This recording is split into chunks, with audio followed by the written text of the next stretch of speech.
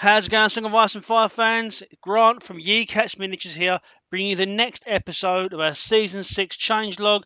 And today we're tackling the most dampest of all houses, the most piratical of all people, House Greyjoy. And what better person to walk into the land of Pike than Sonic Assassin James? How's it going, James? Yeah, all good. Thanks, Grant. Thanks for having me. We're a shit pirate, mate. I was expecting some sort of fucking awesome pirate impression. That was shit. All right. Arr, how's it going, matey? That's better. Right, nice. Let's get stuck into our Greyjoy stuff. How's things? You right? Yeah, very well, thank you. Very well. Nice, nice. Obviously, House Greyjoy, mate, have just won an invitational. So be interesting stuff to look at what season 6 holds for the Ironborn. Yeah, I think it's only upwards, right? I think so, mate. I think so. Um, so as always, with these things, we start by talking about the recent change and what effect we feel they have on House Greyjoy or the faction we're talking about at the time. This time it is House Greyjoy. So obviously, no neutral commanders now across the board for House Greyjoy. Across the board for everyone, but obviously this is about House Greyjoy. I used to run quite a few roost lists in House Greyjoy. I felt it played the way that I wanted House Bolton to play, with lots of panic bombs and lots of panic modifiers, etc., etc., etc. We can't do that anymore. How do you feel that the lack of neutral commanders is going to affect House Greyjoy? The grand scheme of things, it's not going to make an awful lot of difference at all. I mean, outside of Roos, I would say I've never seen Dario played and Vargo very rarely. Mostly because of reliance on taking Stormcrow or Bloody Mummy units, which don't really synergize as well in the Greyjoy faction, especially when you've got much better in-faction choices for the points you're getting. Okay, the only other choice that might be beneficial is taking Zorz Riders, but that's not a reason to go with Fargo Hote as the commander. So I don't think it's going to make a lot of difference. I don't think there's going to be any sad Greyjoy players out there.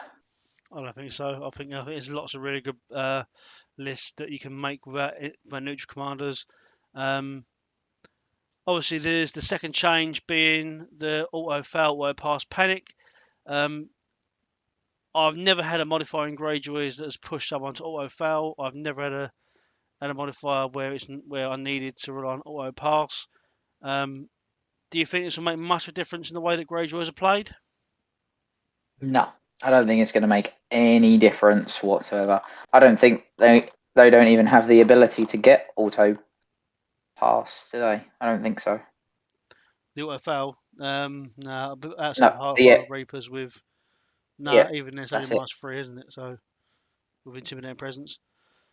Um, yeah, okay, cool. The third one, I think this is where we're going to see Greyjoys come into their own, is the 4 points of attachments we can now spend, extra 4 points in the list building, made purely for in-faction attachments, so no neutral attachments, purely in faction. I think a lot of factions will come into their own when they have the ability to put in second attachments into units. And what I mean by that is things like the Reaver Captain, which allows you to ignore attachment restrictions. So if you've got a spare point and you've got no other units to put them in, you can buy yourself a Reaver Captain. You've got nothing to lose by chucking that in there. Everything to gain.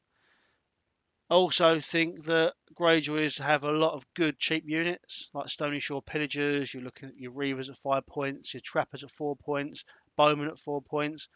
I think there's lots of scope for these guys to get these 4 points attachments spent quite easily. Um, how do you sort of feel it places Greyjoys with the extra points? I would even go so far to say they're probably the biggest winner from the free attachments, right? Because they have so many good, cheap 1 point attachments that are available to them. Yeah, And are all meaningfully impact. So a few of the factions, yeah, they're good, but they're kind of like okay. I think most of the Greyjoy attachments are all really, really good for what they sort of bring. Mm-hmm. So I think they'll do really well out of it, and the fact that traditionally you don't see cavalry inside the Greyjoy faction very rarely. Occasionally you might see some headrights maybe. But for the most part, you're taking in faction infantry units, which then gives you lots of options to be able to actually put your attachments into your army. Whereas armies taking lots of cavalry are going to really struggle with that. So um, outside of maybe Targaryens, etc. But that's not what we're here to talk about. But just in terms of army construction, you're going to have lots of places to put your attachments, and then a really good suite of options to pick from. So I think they're going to do really well out of this change to the game. Completely agree, mate. We do not so. Cool. Okay, so let's get stuck into those attachments because we have got some changes in the attachments as well. So we'll get stuck straight into them. First off, though, we're going to look at these three sets of rules. So we've got Eric Armaker, Anvil Breaker, the Ironborn Bowman, and the Black-Eyed Chosen. The reason they're all on the same screen is they both, or all three of them, share the same rule in Divide the Spoils. Now, these are the old cards on the screen, and as you can see, the start of any turn, target one friendly House Greyjoy unit in short range. You may remove one police token from that unit, then place one police token on one other friendly House Greyjoy unit in short range of them. The only change here is that it goes to long range. And also, I don't know if you can see it, James, but look at the Ironborn Bowman in the picture. It's just got taller. Weird, isn't it? So it's changed the artwork. Why? I don't know. No idea. But What also, a what a what a really really random thing to do. yeah. Also, I've put the wrong card there. That's the old one. That's Oh, is it? No, it is the right one, isn't it? Ironborn. I can't see it. It's tiny. I think that is the old version of Divide the Spoils. No,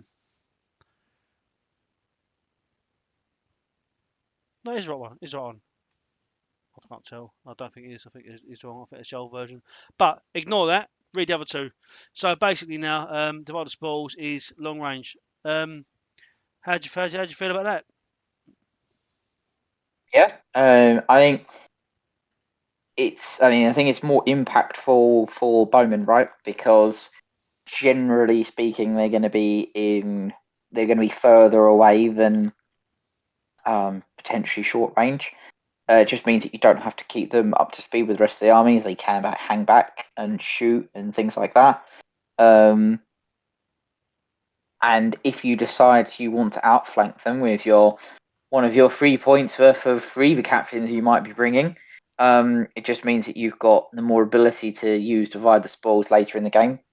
Yeah, If they're in say the flank or rear or whatever, and the rest of your army is doing other things. So I think Universe is just more beneficial.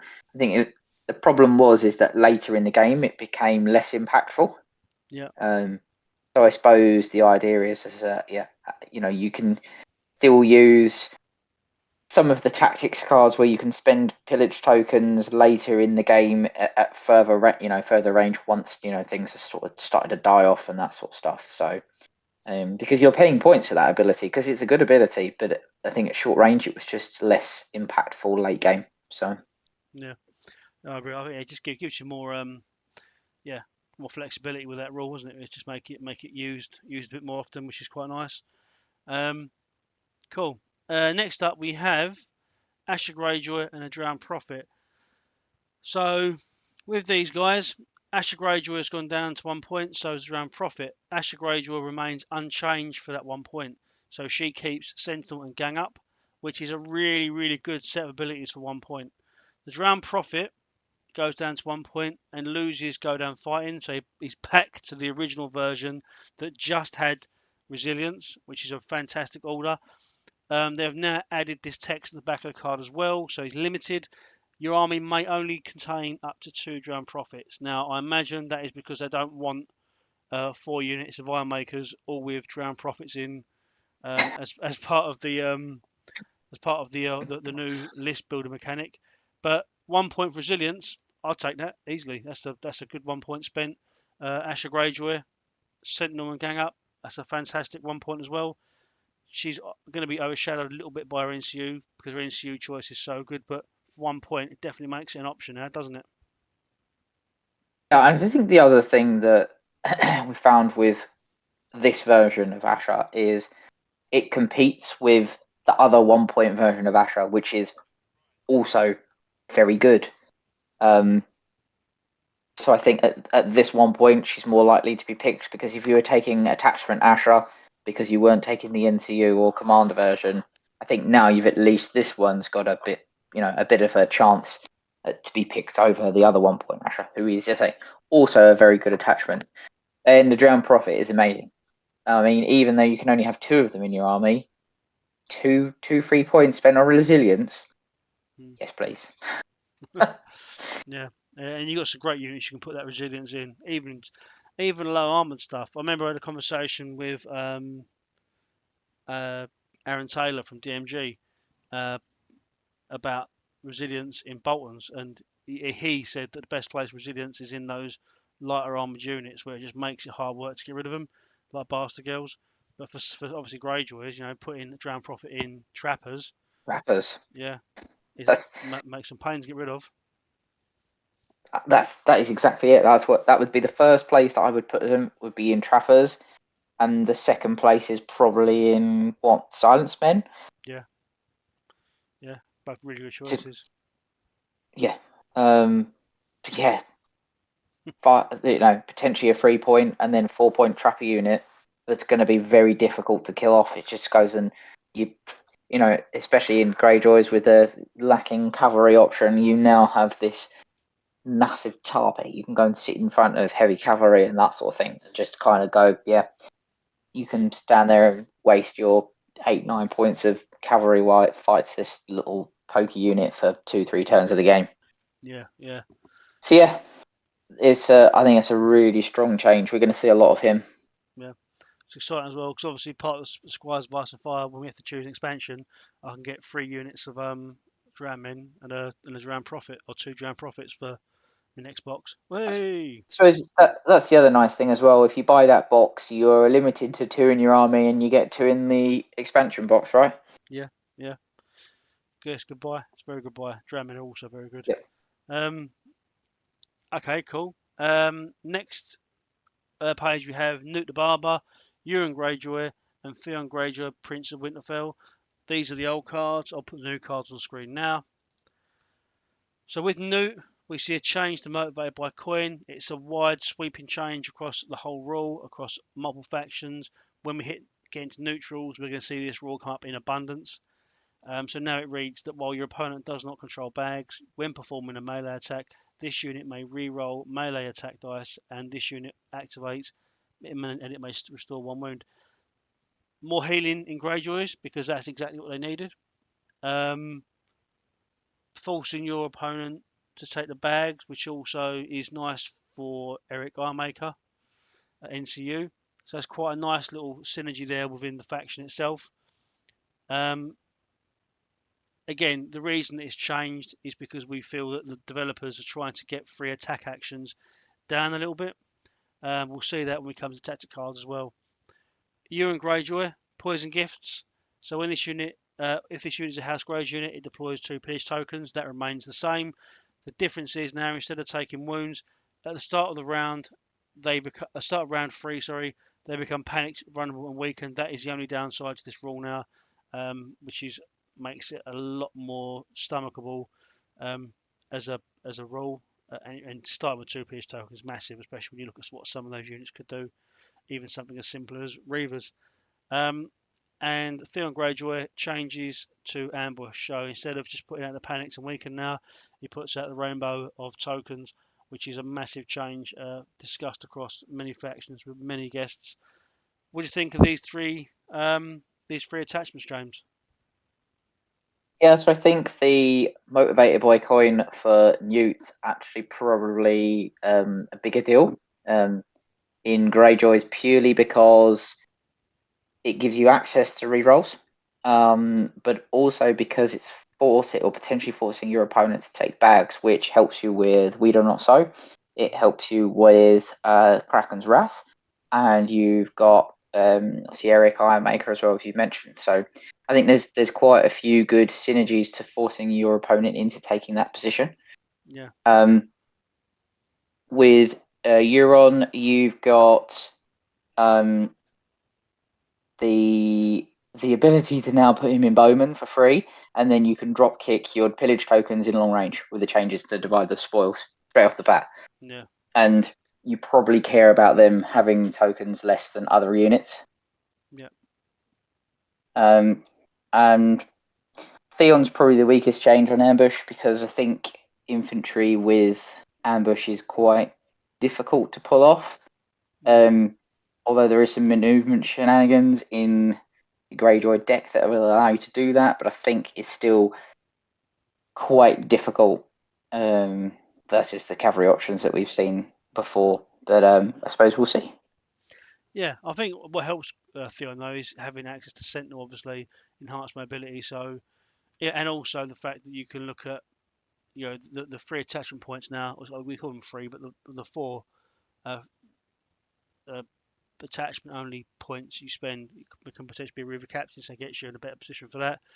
The other thing we didn't mention about Motivated by Quinn, the money bags.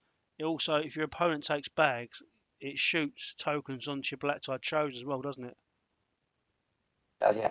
So that's it really. I hadn't realised how impactful that will be on the Greyjoy playstyle. That's quite a big thing for them. So you want to be putting them in a really attacking, aggressive unit to make your opponent try and get those rerolls off you, and which will then, as a result, supercharge the rest of your army. Such a big, Exactly. I mean, so you can, yes, you will probably see Newt in what, Silence Men? yeah, Science Men, yeah, Holo Reapers, Reapers? yeah, yeah, Yeah. nice, Yeah. Forcing nice. your opponent to either not give your a heavy hitting unit rerolls and a heal, or or the other bonuses for your opponent controlling bags, and that switches on all the other Greyjoy stuff. So Mm, yeah, there's some good synergies there. awesome. I'll get him painted up. Um, cool. Okay. Next up, we have Moqorro. Now, the only change here is that Moqorro has some text on the back. It's fluffy text.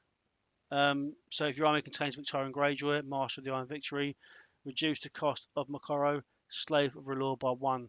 So if you're playing Victorian Greyjoy as your commander, you get Moqorro for 1 point and 1 point insight supply aid. I think that might be a little bit. Well, I'm going to be looking to take Moqorro now. I think that's a good 1 point attachment now, having both of them. Yeah, with the only downside is that you have to take Victorian. Oh no. Oh man, it sucks. Yeah, yeah, It's not really a downside, isn't it? Because generally speaking, in competitive meta, you're seeing at least one Victorian list in a 2-list pairing, aren't you? he's a unit. He's a definite unit. Yep. And he's got a really cool helmet, so and a big axe. Yeah, yeah, Why wouldn't you want to take him? exactly. But yeah, for 1 point Moqorro though. I mean, insight and 1 point supply for Moqorro, 1 point. which would be quite nice, really, because we don't really see an awful lot of him, do we? Yeah, no, no. Well, we see him a little bit as an NCU, but as an attachment, you really, rarely see him. But I mean, now you can use him. It's like a perfect combination of abilities, right? Because you use supply to charge up the elite units, and then you just insight in, which means that if you do get stuck in a bit of a fight, you use your highest tactile value. Um, Yep. I think that's a nice attachment. I'll definitely be trying out.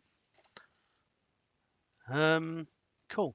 Okay. Then we go into unit. So we have the Iron Victory crew. This is the only unit change outside the two we've already shown. Obviously, the two before were provide spoils. Um, the only change in this unit is Domineering Pride, which is it's gone from being while engaged by an enemy with fewer remaining ranks to, and as if by magic, while engaged by an enemy with the same or fewer remaining ranks, this unit automatically passes all panic tests. No change in point cost, just a change in Domineering Pride. Domineering Pride has changed in every single faction, every single unit that we see it in. So this isn't just the Iron Victory crew. But it's a nice change. We see it quite a lot now, James, with this update. A lot of its true conviction is the same or fewer. And there's a couple of other rules that have changed. I can't remember what they are, but they've basically gone from being fewer to the same or fewer. Oh, it's the cast stock one. The ah, what was it called? Hold on. Superior numbers. Superior numbers has gone from being fewer remaining ranks to same or fewer. So yeah, I think it's a nice change. What do you think of the change to Domineering Pride? Yeah, because these guys needed to get better, right? Yeah, Yeah. what are you complaining about?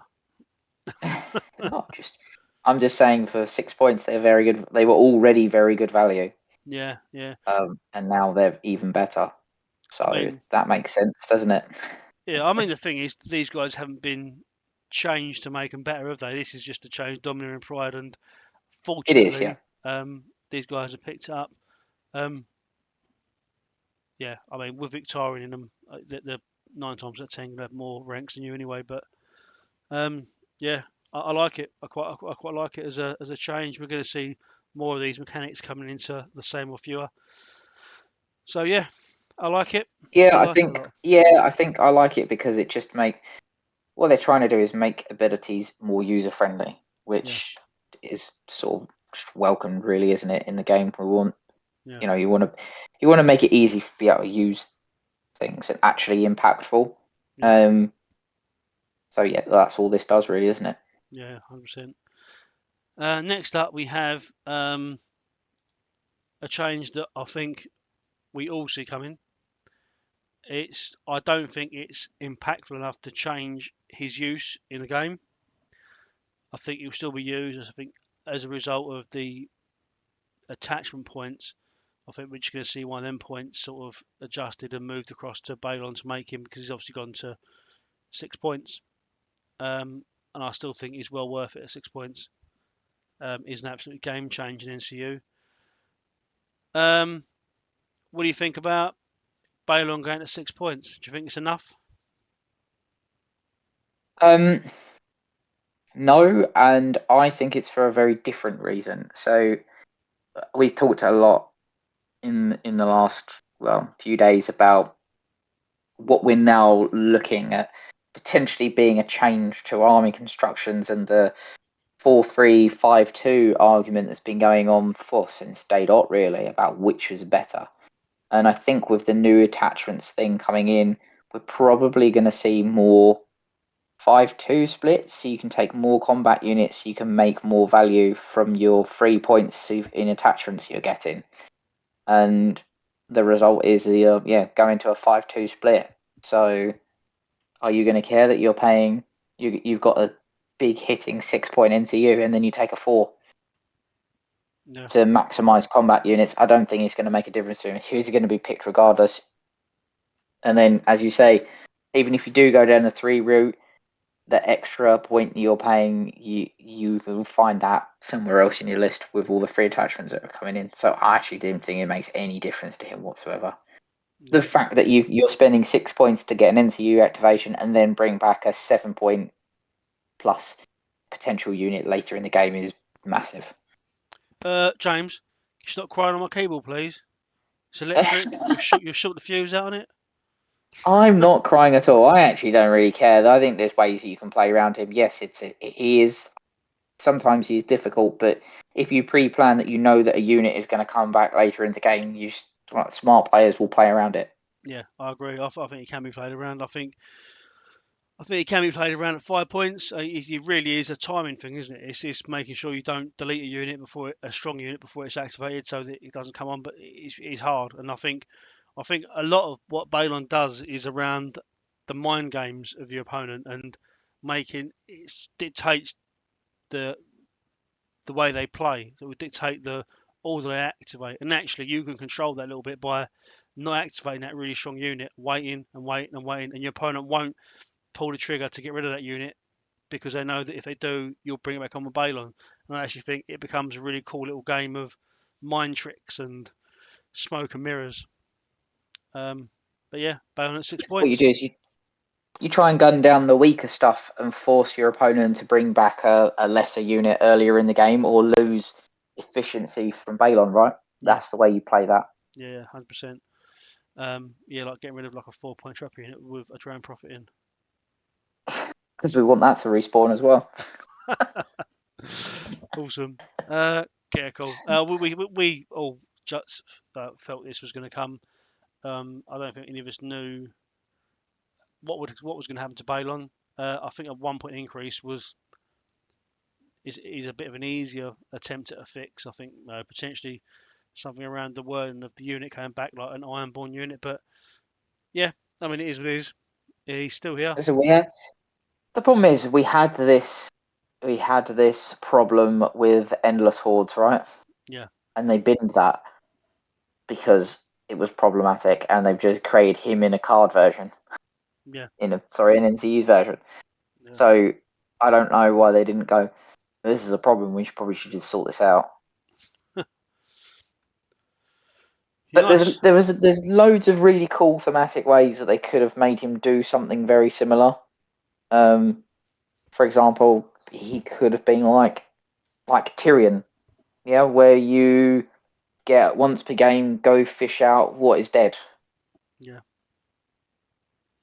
yeah. It essentially does. It almost does a similar thing, and they could have made him less points. They could have made him 4 points for that, couldn't they?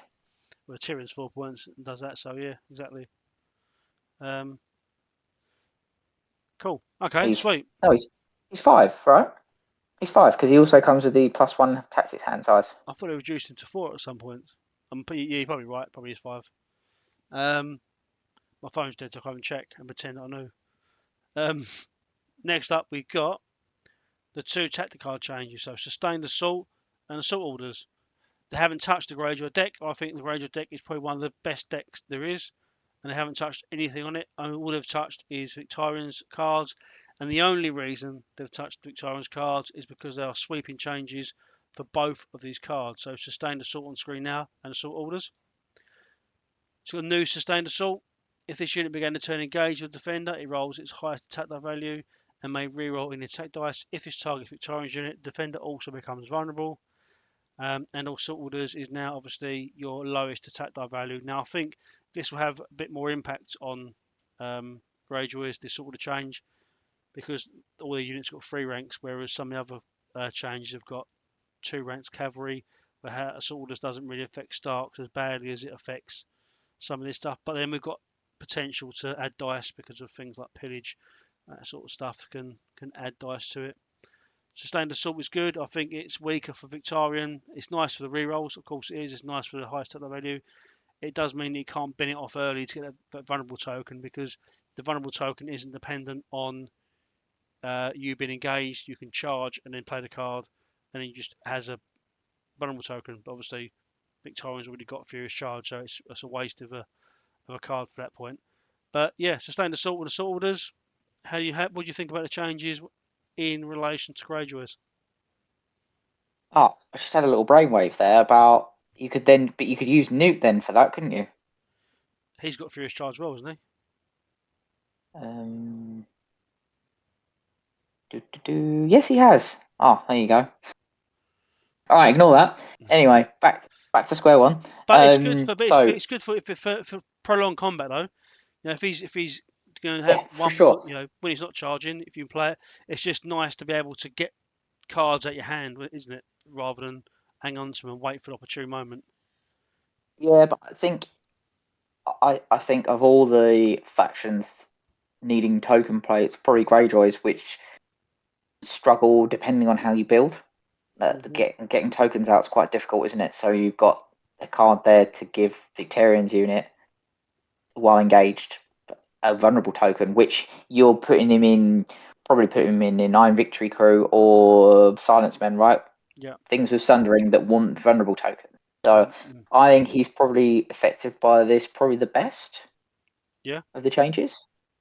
Yeah, um, plus all the other bits. Yeah, I think that's going to affect him probably the most.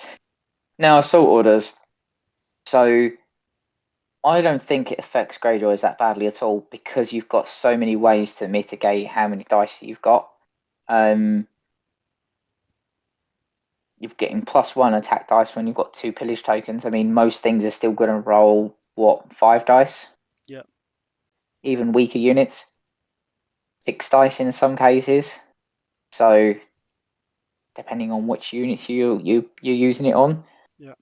And they've all got sundering and they've ways to get rerolls and other bits and pieces. So, the other thing is that it still does what you wanted to do for Victorian, which is just hair him around the board, right? And it's just a way of getting him a free charge action, getting him into combat. Yeah. And even if you're only throwing low dice with him, even if you're only throwing out a 5, for example, you're still in and you've still got an activation. Yeah. So I think that's more. It's more important for that. It still allows him to charge around and do what he wants to do. Yeah. Yeah. Cool. So Yeah. Obviously, if you get him lowest at the value, you can play sustained assault and do it when you're on your activation and get highest dice, rerolls, and vulnerable. Winner. there you go. Combo. Sweet. Okay, cool. So I think that's the end of the Greyjoy change there. Yeah. Um, so that's. I think there's some really cool changes there for Greyjoys. I think the attachment stuff that we've spoken about is massive for them. I think that means they can play this new list building game way better than a lot of other factions because you've got everything. You've got cheap, good attachments. We've got attachments that ignore attachment restrictions. We've got you know just like the Balon at 6 points is benefits by those free attachment points as well. Like I think they're going to be still going to be very very strong. And obviously the ability to field multiple units, higher activation count units. I mean, people talk about Free Throw being the whole army, but Greyjoy will play that game just as well as Free Throw do. Yeah, totally agree. If not better. Yeah.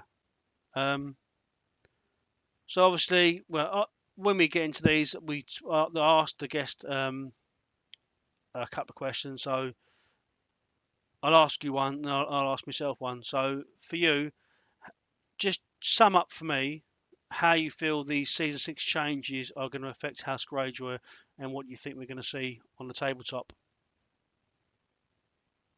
I mean, that's a really interesting question because the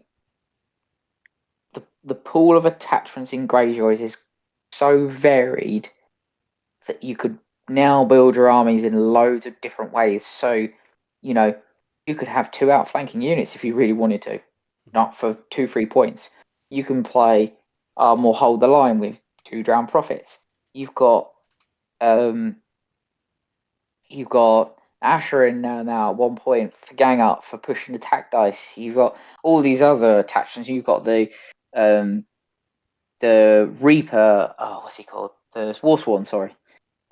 You fill your army full of those and fuel by slaughter, so you can go heavy aggro and not worry about damage. There's so many ways now that I think you can build your list because they've got so many good choices and lots of good choices of infantry units to put them in. It's really opened up what people can come up with, and they can really tailor their list to how they want to play the game into whatever game that they want to play. So they'll play well into all the factions because you can tailor your list to do whatever it wants to do. I think they probably now got the widest list building choices that are out there with all the available attachments. Yeah, yeah. I think as well. So Yeah, I think like even just if you've got 2 spare points, and you want to put an outflank river captain in Bowman, one in the combat unit, it just gives you options, doesn't it? You can do you want to outflank either of them if you're really at a loss for attachments, but I don't think you are going to be. I think there's just no, you can just play. The Greyjoys are in a place where they can play the 5-3 game rather than the 4-4-3 or the 5-2. I think they can still run the free activations, free NCUs, and still have enough activation on the board to make use of all those 3 points. I Potentially, think equally you could throw in the Reaver captain just as a deployment mind game, right? You might not even want to outflank him, yeah, but you could. yeah, And you could really mess up your opponents the deployment just by going, I've got 1.3, I'm going to put him in there, and now my opponent has to worry about whether I'm going to outflank him or not. You leave that unit to the end, and then you go, I'm going to deploy them, and now Yeah. they're out of position. Yeah. It's really good. I think. Do you know? It's interesting. We've obviously speaking during this recording, and I think multiple times we've said mind games. Like I do feel like Greyjoys are the mind game faction at the minute, which is awesome for Euron because it's his that's his thing, right? But being able to, the whole smoke and mirrors thing really does seem to just stink a Greyjoy at the minute. Yeah, but then I suppose that's also in keeping with the faction identity, Yeah, isn't it? yeah, You yeah, know, it's not just about the pillage thing. Is that this is what they do? They have lots of tricks to be able to do various things, which is, I suppose, how the raiding kind of theme should play. yeah, yeah. I agree. Yeah. Okay. Cool. Another question that I've already asked you it, so I'm going to ask myself it is what's the big wow factor from season 6 that has really got me sort of my mind going, and it could be a positive thing, it could be a negative thing, but like so for me it's Mag going down to 1 point if you don't spend those 3 attachments. I think that's going to be huge for free folk monster builds because they're basically playing a 44-point game at that stage. Same as everyone else will, but if they can't spend the 3 attachment points, then it just reduces Mag's point cost. I know they can take uh, infantry units and use attachments for those. But realistically, if you're running a mag list, you're going to just get him down to 1 point. And I think I would have liked to have seen something similar for Mother Dragons. A lot of people have been talking about it. I do think it would have made sense, but I also think that the thing is with Mother Dragons, she can take quite good infantry as well. So there is a potential there to spend those attachment points. Spending 4 attachment points will be hard if you're running more than one dragon, but yeah, Mag going down to 1 point. It's a bit weird, isn't it? Yeah, I mean, considering that he was originally 3 and they realised it was a problem, so they made him 5. Now they've made him 1. But I understand the theory behind it.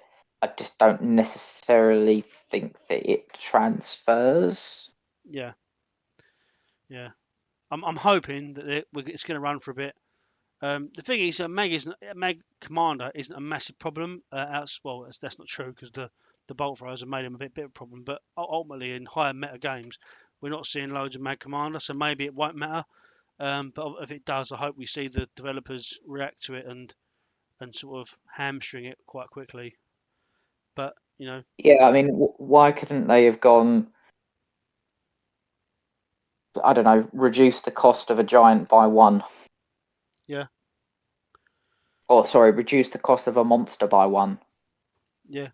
See, yeah, I think I see. I've been thinking about this today, and I think that may have been better is to say, okay, for you can spend it to reduce the cost of, I don't know, something that you don't see too much, like a mammoth, reduce cost mammoth. I mean, admittedly, it's the same. Like you're still taking the points off of the list, but it doesn't feel quite as bad saying, oh, I'm going to get 2 points off a mammoth as it does saying, oh, wicked, I'll get mag for 3 points or 2 points or one Well, point. no, it does make a difference because it's forcing you into playing the monster build, yeah, Yeah, rather than taking mag at 1 point and yeah, then filling the rest of your points with regular free folk units. yeah, So yeah. you're actually not playing a monster list. You're playing mag for 1 point, and then you're playing, I don't know, bear riders and trappers and uh, Varrier. raiders and yeah, all of that stuff. Yeah, Yeah, and then we end up with the 9 activation free folk list that's super irritating because Mag does all the heavy lifting, and then all the other guys sort of just stand around and watch him.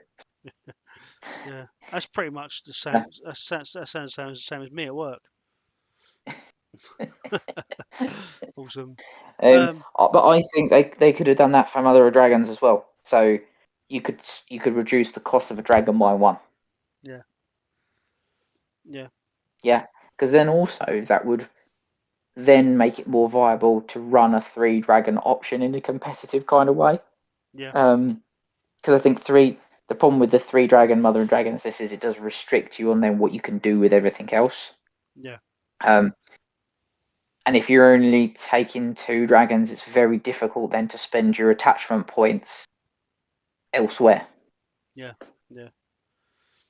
Um, yeah, because you've only got Miri that ignores the attachment restrictions.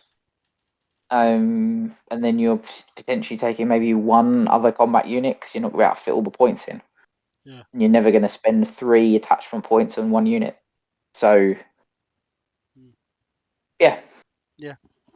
there you I go. hear that. That's just our evaluation. But I think that would have been a much more sensible and thematic way to have gone. Yeah. Sure. But maybe they'll realise that. Yeah.